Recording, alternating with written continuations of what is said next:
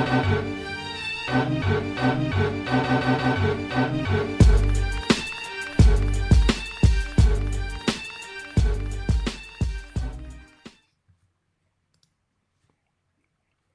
here goes, and welcome to the 165th episode of Throwback Hoops. Please follow the show on YouTube and wherever you listen to your podcasts. And as always, I'm joined by my main man, Robbie Clayton. What's going on, man? Big day yesterday, right? What's up, Woods? You didn't say what your name was then on that intro. But we all know you, Woody Fee, right? No, going well, mate. Yeah, commentated 2 solo NBL 1 games yesterday, so my voice is a little bit croaky. I could barely speak last night, but it's come back a little bit today. But it was great fun. Maybe we'll talk about that a little bit towards the end of the show anyway. For sure, man, for sure. So why don't we kick things off with our jerseys? What do you got for us today? Sweet. So I've got another random one. When you know it's a champion one, you know it's going to be something from the 90s. So funny thing about this, we're talking about champion jersey sizes. This is my only size 52. So this is a rather large jersey.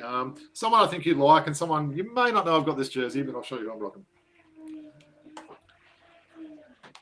And for those who can't see, Robbie's wearing the Vlade Divac Sacramento Kings champion jersey.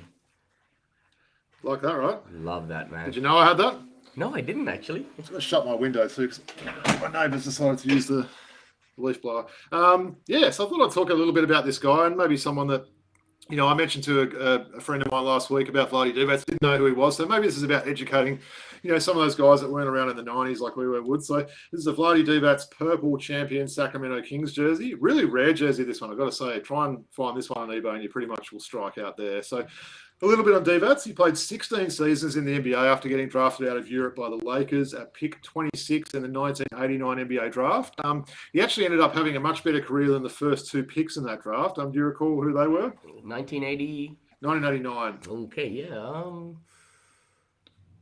I think we've got Coleman's 90. Peyton? So, yeah. Who'd you say? No, Peyton was an 89. No. So 2 guys that didn't have good careers ahead of him. Yeah, okay. Yeah. One of them had something to do with our front office, and another one who, well, this is giving it away, but he was probably never nervous. Oh, Purvis Ellison. Yep. Yeah. So Purvis Ellison and Danny Ferry were the 2 picks. You know, 2 sort of guys that were picked first and second. Then, so as I said, Divac's had a much better career with them. He played with the Lakers, Hornets, and Kings. He then actually returned to finish off his career with the Lakers in the 04-05 season, before he finished off due to those back injuries that kind of plagued pretty much his whole career there. So the 7'1" big man, pretty good accolades, Woods. He won over 10 medals playing with Yugoslavia. NBA accolades included a 1-time All-Star in 2001, which is great to his resume there. He was an all-rookie first team in 1990, had this number 21, retired by the Sacramento Kings, and is also in the Hall of Fame. So very solid career there, right? After retiring, Divac held a number of front office roles. Let's be honest, with fairly mixed results. And look, he'll perhaps always be remembered for being only traded once in his long career. And of course, that trade was in July 1996 by the Lakers to Charlotte for Kobe Bryant. So that's an interesting sort of history lesson there with Divac there. So a couple of other little fun facts about him. So he's only one of 5 basketball players that were born and trained, as they've called it, in Europe to play at least 1,000 NBA games. So give me those other ones, Wood. So European that basically didn't play college in America that played at least 1,000 NBA games. What you got? All right. So we would go with Dirk Nowitzki. Correct. We would go with... why am I having a blank right now? Big names. Joker, has he had 1,000 yet? No. Not yet. One of them played for our Hawks. One of them was drafted by our Hawks, and one of them he wore a jersey last week. So that's probably as good a clue as I'm going to give you. Okay. Who's one of our Hawks? Having a blank, man. Having a blank today. Tell me. Jeez, it must be a Sunday morning itis. So Tony Parker, Pau Gasol, and Boris Diaw. So pretty good names there. He's also one of 5 basketball players born and trained, as they've called it, in Europe, to have his number retired by an NBA team. I won't quiz you on this one, but the other ones that have had their jerseys retired, Peja Stojakovic, Drazen Petrovic, Pau Gasol, and Zydrunas Ilgauskas. So pretty solid career there, Woods. I know he's probably someone that you were a fan of. I know you've mentioned the name in the past, and you've got sort of memories of your dad pronouncing his name wrong and those sort of things. Yeah, I know, exactly. You're a fan. Also, I know you're also a big fan of that once Last Brothers documentary that covered that, interesting relationship between Divac and the late Drazen Petrovic. So give me some quick thoughts on Vlade. Yeah, definitely. So sorry about the Sunday morning itis. Just definitely forgot a few things. But look, yeah, that was just a heartwarming documentary which talked about the former Yugoslavia and the split between the nations, right? And Drazen Petrovic, Tony Kukoc, Dino Raja, all those guys and what they went through. I also think that when Vlade Divac came to America, he spoke no English, right? Smoked quite a lot of cigarettes as well. Smoked a lot of cigarettes, and then by the time he's running a basketball team, man, how much he grew as a person, not only as a player by coming over to America, and he paved the way. I mean, him, Sarunas Marshalonis, Arvydas Sabonis, a few of the Detlef Schrempf, a few of those early guys that came over, man, were the ones who really. I'm surprised Schrempf didn't get 1,000 games, actually. Right? Yeah. What was something that you think people will remember from his game negatively? And he's actually spoken about this, probably in the last 5 years. What was something he was known for as a player, right? What do those Europeans like to do, especially when they're playing soccer?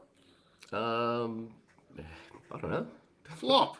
Flop. Yeah. So he was massively known for his flopping. He actually came out, I think there's an interview about maybe 5 or 6 years ago that came out and almost admitted that he did probably did that too much in his career and he didn't want to be remembered for such a thing. But yeah, he was one of those guys that you would bump into him and he would go flying. I remember probably the more positive sides, his passing ability was something that really stood out for me there. Yeah, and he was a big boy, wasn't he? So as I mentioned, 7'1", but great passer out of the low post there. Just a really smart basketball IQ as well. So loving this jersey. A rare size 52 champion. So this is definitely never not going to fit me this one unless I keep eating too many pies. But bit of Vlade Divac today. Bit of a trip down memory lane. You mentioned his passing. That Sacramento team having Chris Webber and Vlade Divac both being able to control the offense, make those great reads from the 5 and the 4 spot was a thing of beauty back in the day, right? And why didn't he draft Luka Doncic, right? So that's probably the questionable front office move there. He was with Sacramento at the time, ended up going for Marvin Bagley over someone that you probably would have known a lot about, given he's from that same part of the world that Very surprising. From. So bit of a strange one. Maybe that's why he's no longer in the front office. He's more in the back there. So nice, bit of Vlade Divac. You want me to do my card of the week? Yeah, what do you got for the card? Yeah. Well, I've got another 90s player there. I must admit, I didn't put too much thought into this one. I literally grabbed it off my fancy cards upstairs, Woods. But this is a beautiful card, right? A really rare card. So it is a very small font on the back. It's a 2002 Flair Relic auto card of someone that's very well known and very popular, Tracy McGrady. Look how nice that card is. So it's signed, it's got the white relic there, see a bit of the jersey, and it's actually numbered on the back, number 3 of 20. So there's only 20 of these bad boys in the world there, Wood. So really nice looking card. So it's a Flair, they're calling it. So cuts and glory. So obviously a bit of a pun there, and the cuts is obviously that relic there. So what a nice card, right? Tracy McGrady. I know someone we both like, we've both got his jerseys, but yeah, a bit of a 90s theme today. Vlade Divac's jersey and a Tracy McGrady auto relic card. Nice. What you got? I see you rocking that nice yellow jersey. I think I might have seen that last night at the NBL one, but yeah, it's a nice one, right? For sure. Woods a stand-up rocking the Pacers, number 23. Aaron Nesmith jersey.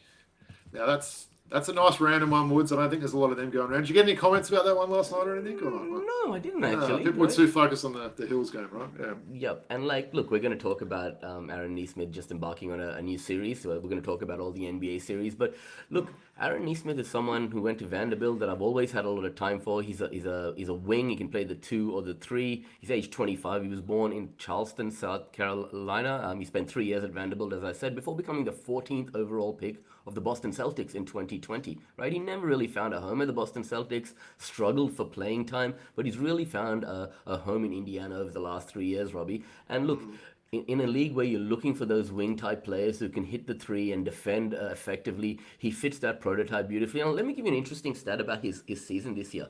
51% from the field, 43% from 3, and 91% from the free throw line, 12 points a game. He's had a 50-40-90 season, but he's only played 45 games this year because of injuries and whatever, so I think there's a certain amount you need to qualify to be put in that bracket. That's impressive. I wouldn't have picked that he would have been that high with the percentages. He's a big unit too, isn't he? Watch him record. He's a big, strong guy, so... Yeah, no, you've always been high on this guy, hasn't he? It's now showing. I don't know, do you recall what his injuries were this year? Or? Yeah, I think Let me just have a look. Was it a back injury or something maybe from before? Yeah. But why are you checking that? Like, it's been a great move for him. He was one of those players that just couldn't get in the rotation in Boston, right? They had a very deep team there.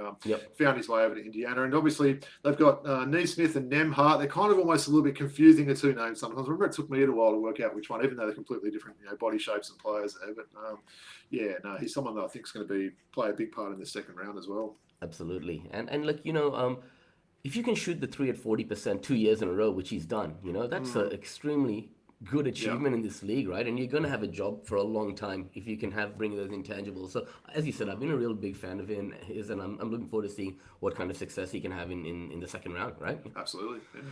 All right. Look, before we get into things, man, I just wanted to mention a couple of things, right? A couple of news stories that have come out in the last week. Let's start off with something really, really positive.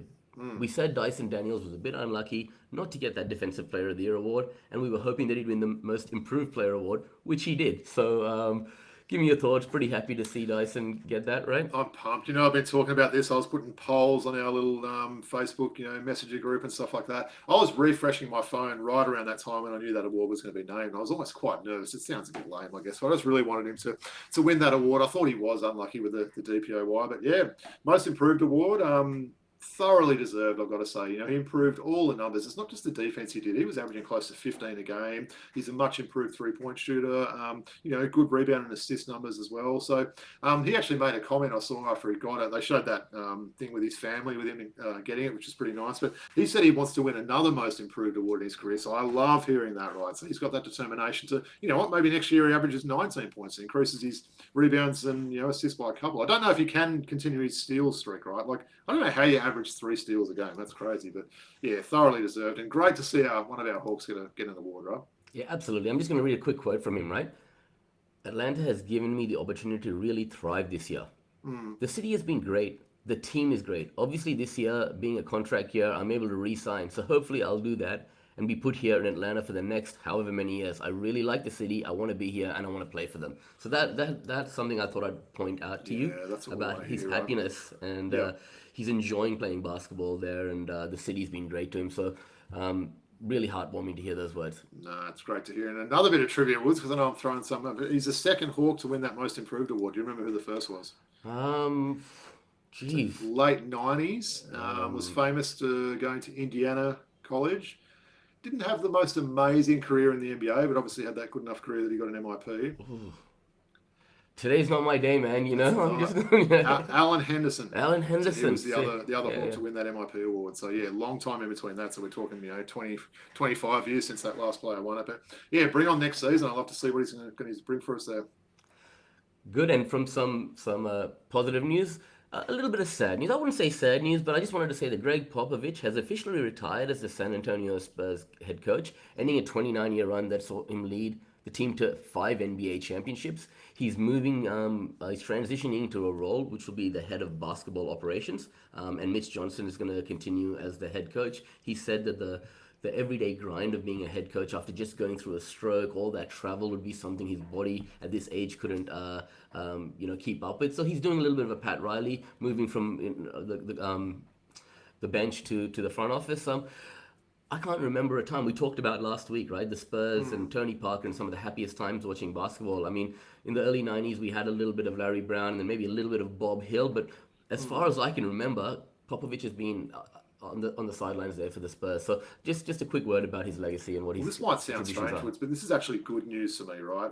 Look, he had a stroke this year. Had another medical incident a few weeks ago. You didn't want him to continue with that stress and grind and travel and stuff that's associated with that head coach. So I think in that sort of funny way, it's good news.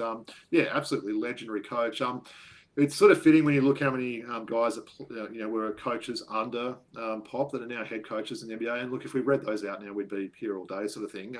Fun fact I'll throw at you about that as well. Since he was hired by the Spurs, there's been over 300 coaching changes in the NBA. Over 300 while he's been the one coach for Spurs. So that is crazy. I mean, I think the Hawks have probably had like 7 coaches during that time. I reckon. So, 300 total in the NBA. Just a crazy stat there. And 5 championships. What more can you say about the guy? Yeah, absolutely. And look, it reminded me a little bit of Jerry Sloan, right? All those years in Utah and then leaving all of a sudden, right? So it's not Yeah. going to be the same. Just a quick quote from him. While my love and passion for the game remain, I've decided it's time to step away as head coach, Popovich said in a statement. I'm forever grateful to the wonderful players, coaches, staff, and fans who allowed me to serve them as the Spurs head coach, and I'm excited for the opportunity to continue to support the organization, community, and city that are so meaningful to me. All right, so I'll just finish with that quote. No, Yeah. well said. Yeah.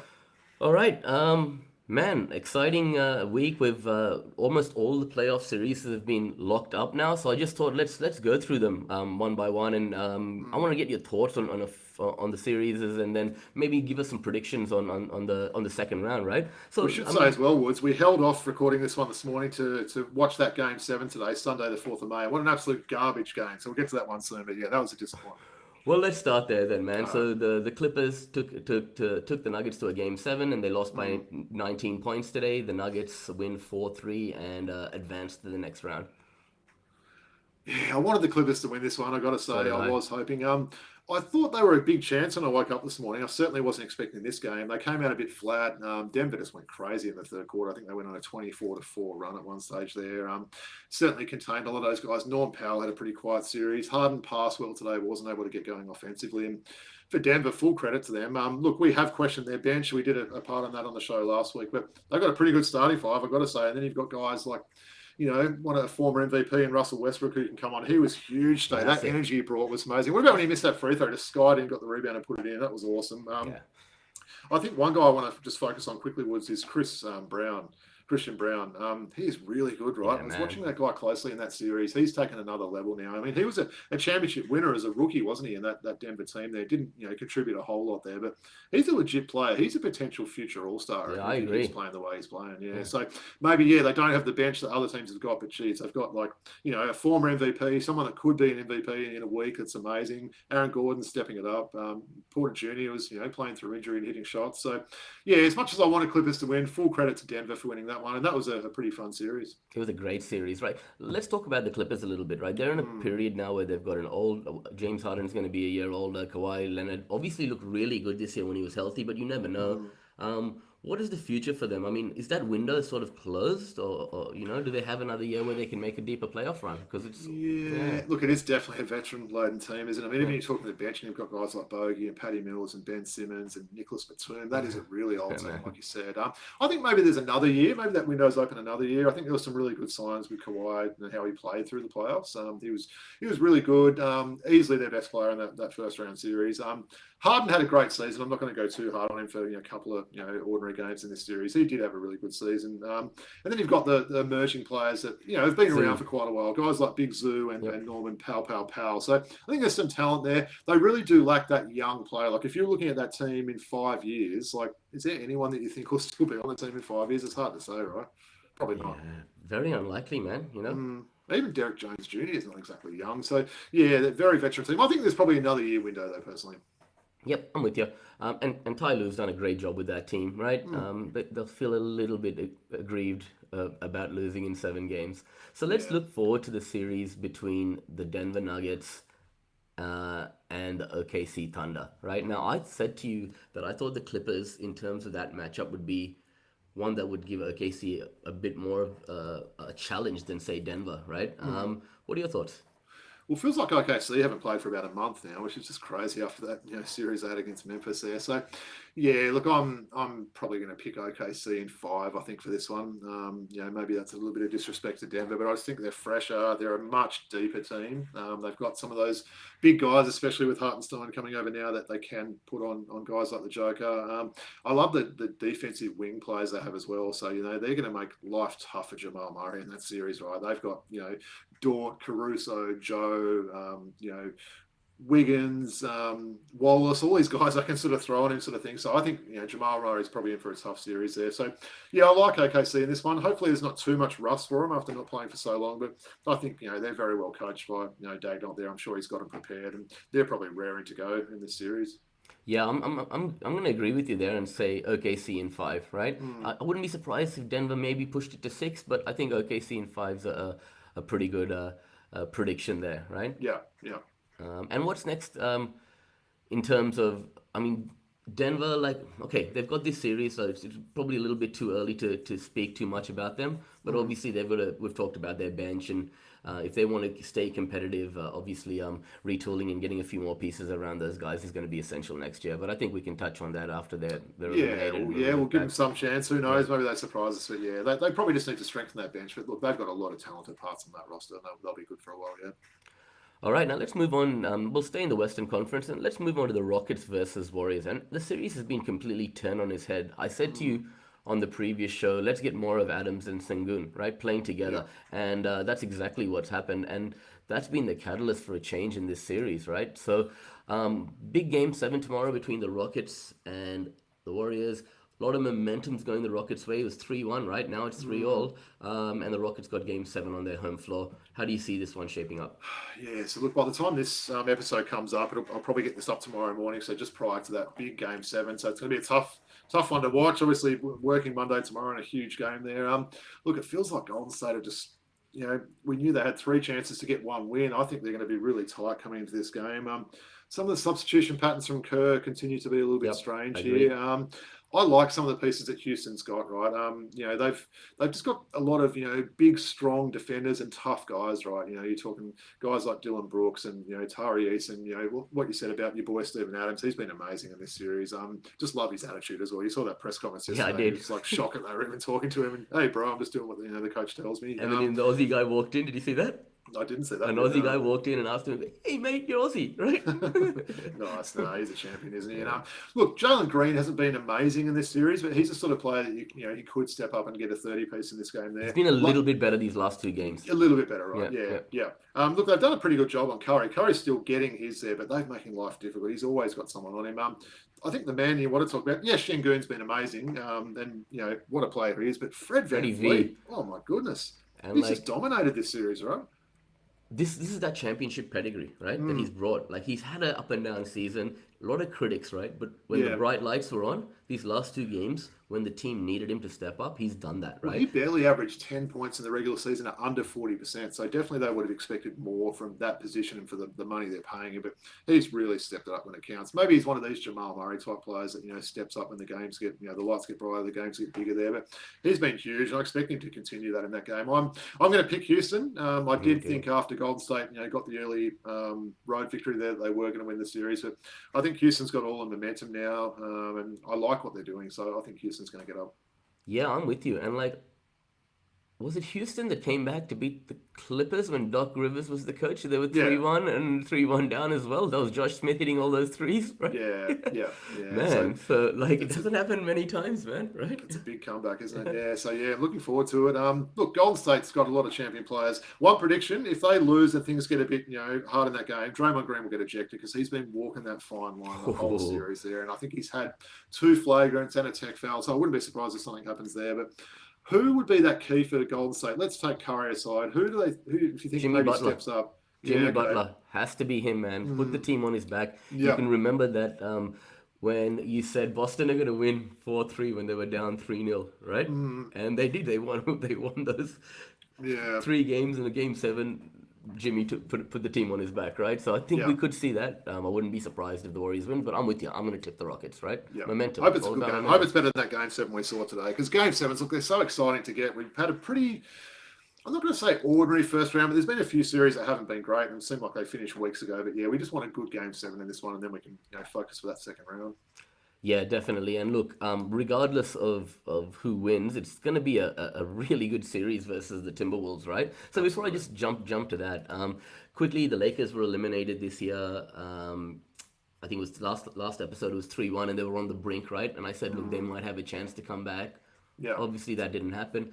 Glaring hole for the Lakers is a big man. We saw the trade deadline, Mark Williams trade falling through in the offseason.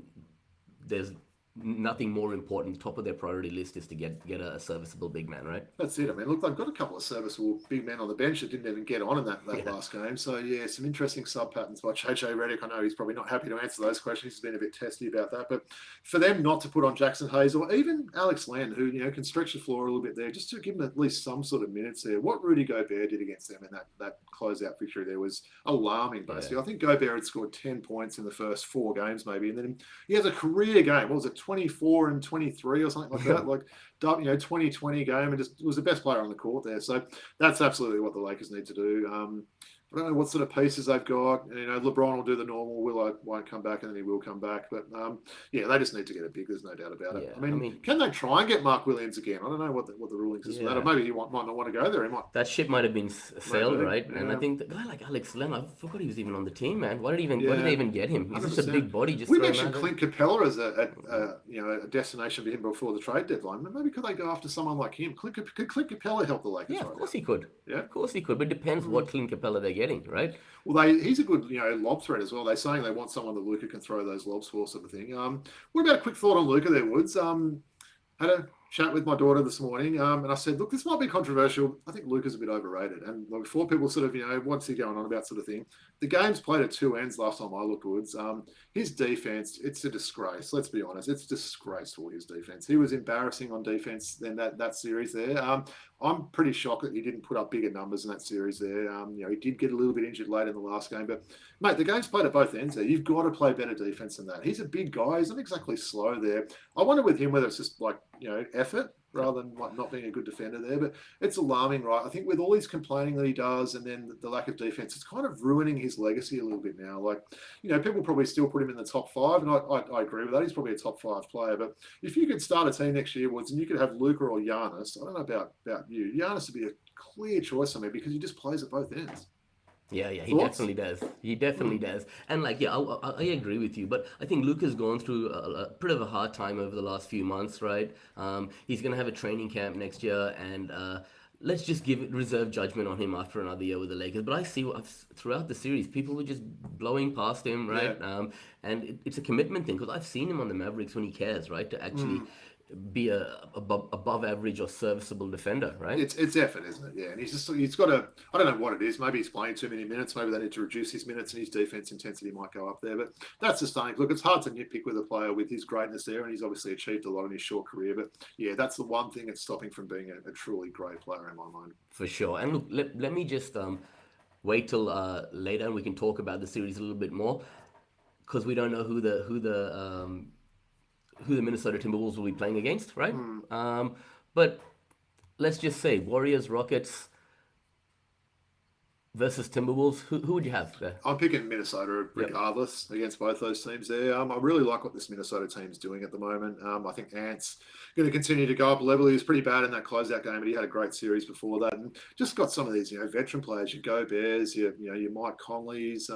I like what they're doing in this team. Julius Randle was probably a little bit underheralded in that series as well. I thought he was really good. So I'm going to say, look, it's probably a little bit hard without knowing the opponent. I'll say that they'll win in 6, whoever they play. So whether it's Houston or Golden State, I say Minnesota in 6 and Minnesota getting back to the conference finals. Yeah, I think I'll agree with you on that, man, for sure.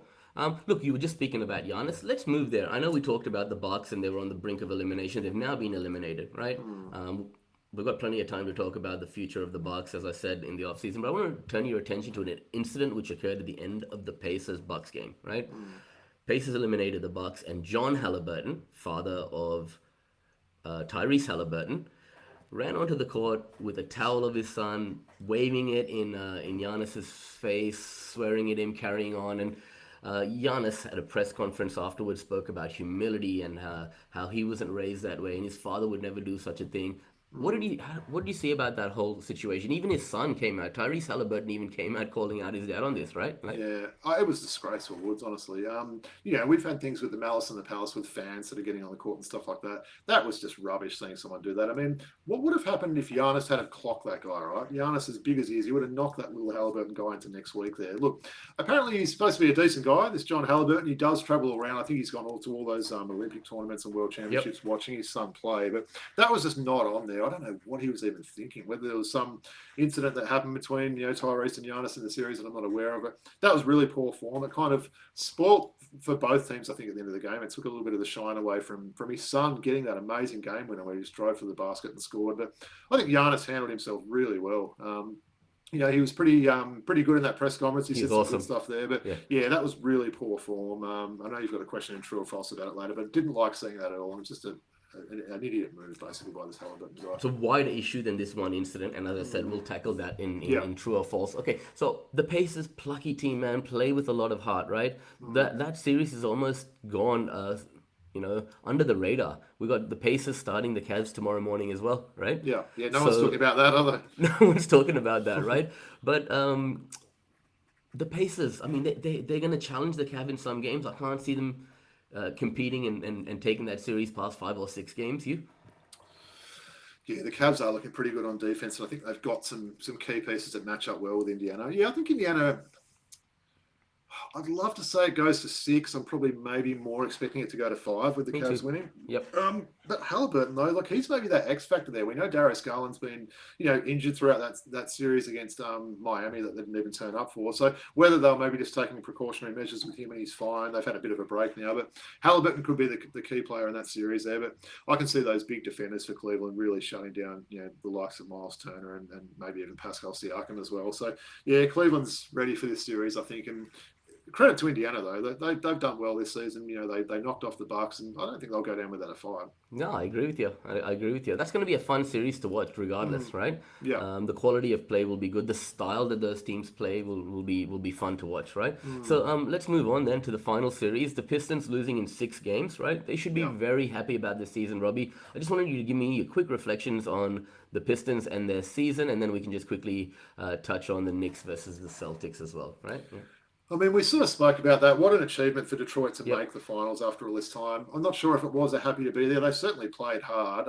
They got a really bad call, didn't they, in game 4? Yeah, Tim Hardaway should have been shooting free throws and they would have won the game. And they kind of lost all momentum after that.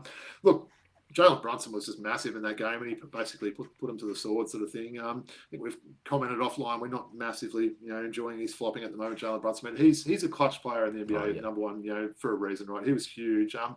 That last play was a disappointing one for Detroit.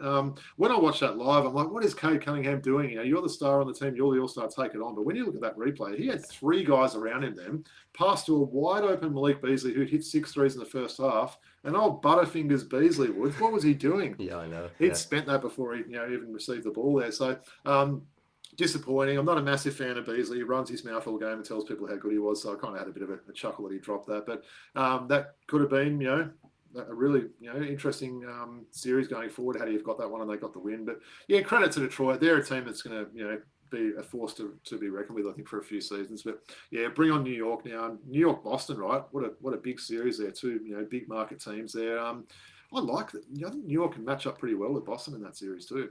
Yep, I had Boston in 6. Yeah, I did originally say Boston in 6. I'm going to Boston in 7. I want to get a nice 7-game series there. So I wouldn't be surprised if New York steal one of those early games in Boston and kind of, upset that home away balance there. But I think it's going to be good. Loving some of the matchups there. And yeah, Brunson's going to be fun to watch against them because he's going to probably step it up another level, I would have thought. Yep. Really exciting. The series is the second round is about to get underway. So hopefully everyone tunes in, and we'll obviously give you updates over the coming month or so, right? Yeah. All right, let's do some true or false, shall we?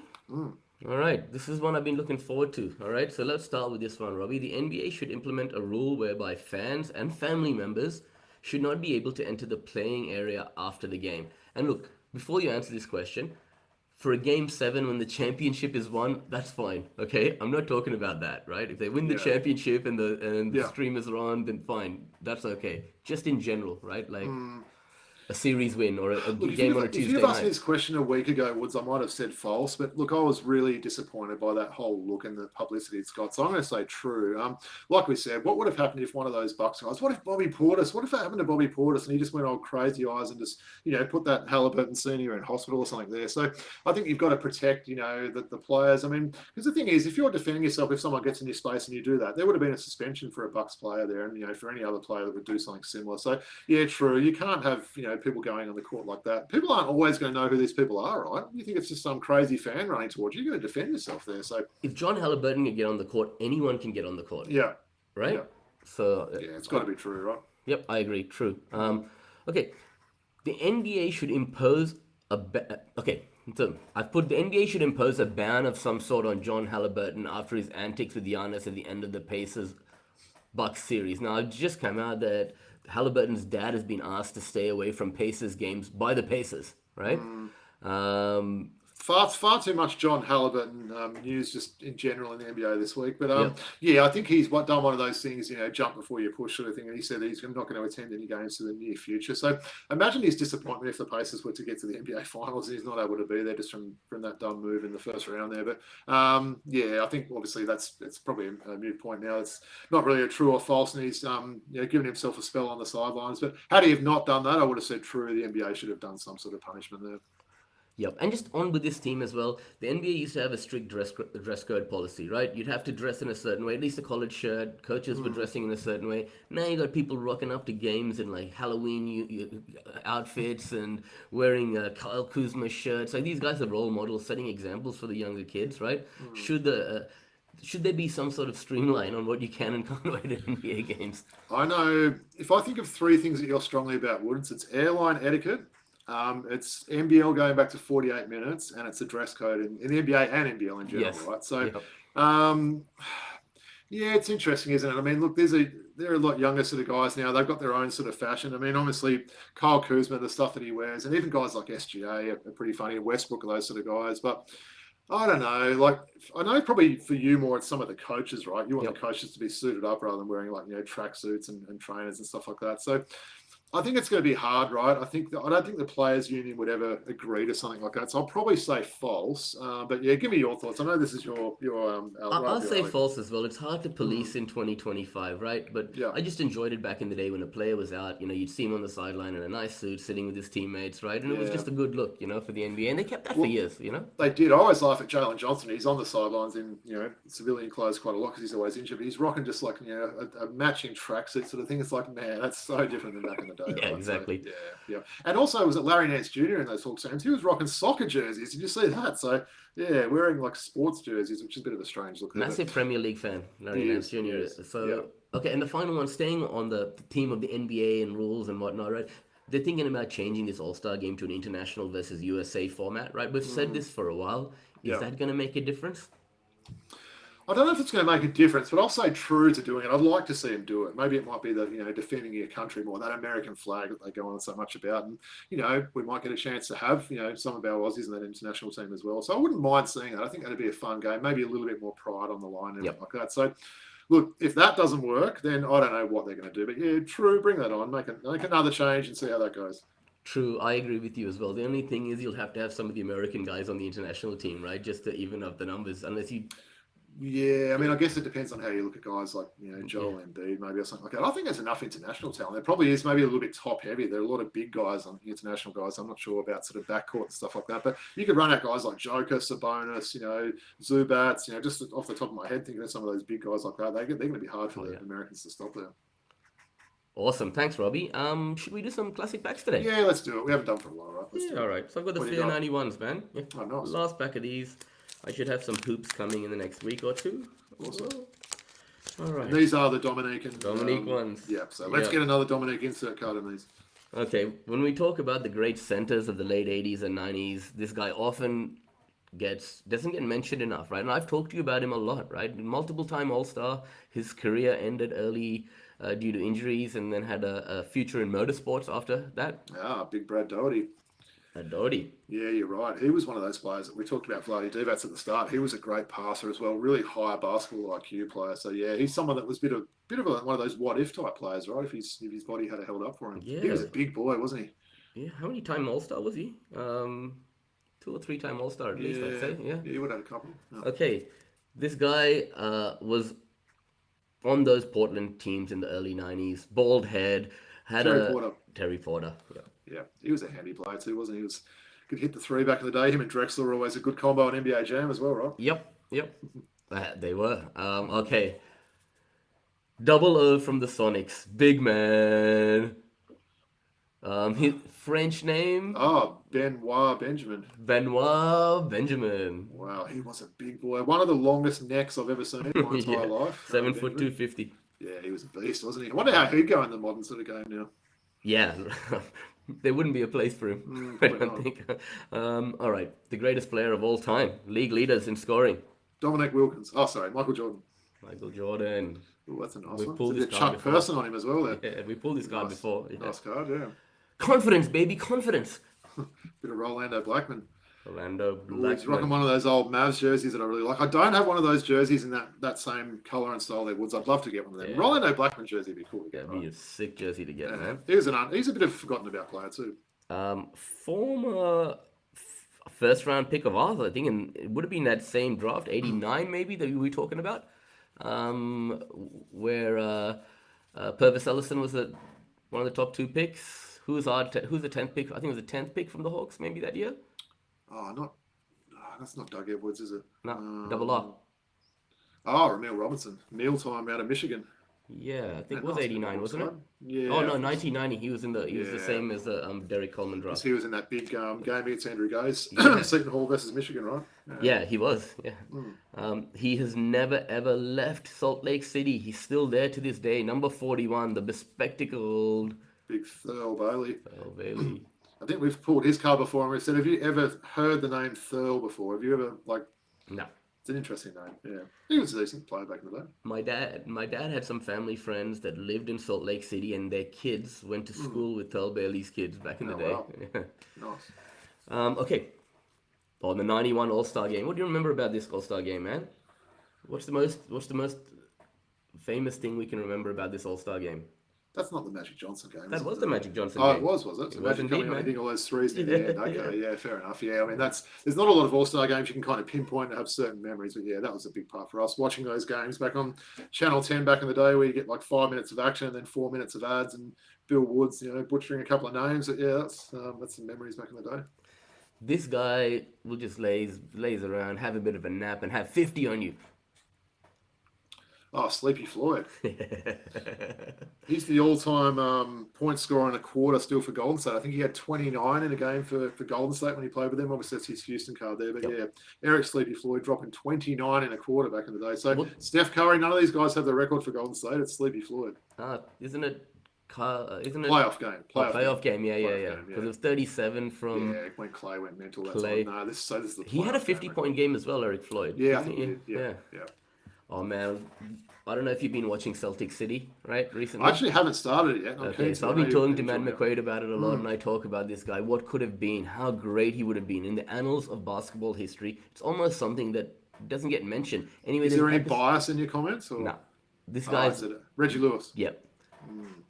There's an episode dedicated to him on this show, right? Wow. How many episodes of the show are there? I need to start watching this. Nine And 1 hour finished now, episodes. Yeah. and Bill Simmons was like Bill Simmons and his dad directed it. And his dad. Oh, really? Yeah, okay. yeah. That's interesting. It's Yeah, I'll have to get onto that. Unreal, man. Like, honestly, I I've love seen a Reggie lot of Lewis. these documentaries. This one was so well done. Okay, I'll get onto it. But, So it's finished now, so it's good to go, right? Yep, but Reggie Lewis, all over Baltimore, people were just crying, carrying this very card of his, right? Yeah, So, amazing player. all right. Your favorite player of all time, okay? Oh, no. Clippers legend and Not forward. Danny Manning again. Danny Manning. That's just ruined my day now. So what is that? Avery Johnson, he's about to foul on that one, I think. So why do we pull these Danny Manning cards? And if you've got another John Conke one, that's just going to completely ruin my day. A guy who I always give you this clue, and and you guess the player because we've pulled this guy's card a lot of times, right? But you talk about a guy like Kevin McHale who just left the Celtics without much fanfare. We almost forget that he had those last few years in 93, 94, whatever with the Celtics, right? Same with this guy on the Lakers, a legend. But then he just faded out of the game in the mid 90s, and we almost with a very little fanfare, right? Multiple time All-Star from North Carolina. Oh, big game, James Worthy. Yeah.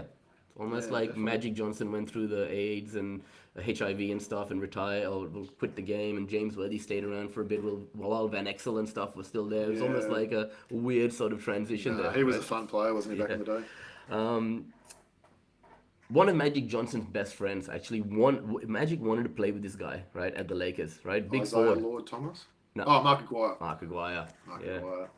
Yeah, he could put the ball in the basket. Bunch of Hall of Famers and he's been All-Stars some in this good pack. players in that card. He had that massive butt, wasn't he? That he used to sort of, back down people in the post and stuff. Yep. And he was a good scorer back in the day. One of our favorite Hawks of all time. Big man. Kevin Willis. Yep. Couple of Hawks in this pack. I like it. Just throwing down the big dunk. Very good back man. That was decent. Yeah.